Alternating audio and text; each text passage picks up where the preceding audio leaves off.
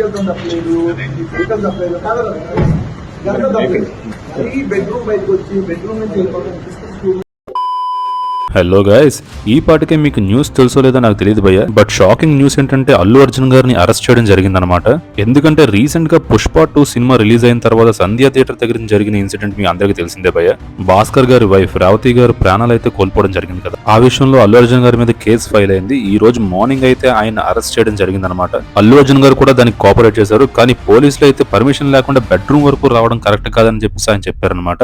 తీసుకెళ్తాం తప్పలేదు, వెహికల్ తప్పలేదు, కాదు గంట తప్పలేదు.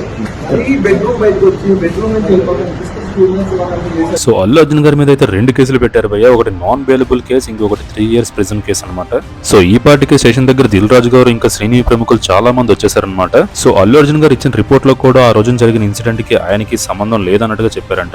సో ఇన్సిడెంట్ మీద మీరేమనుకుంటున్నారో కామెంట్స్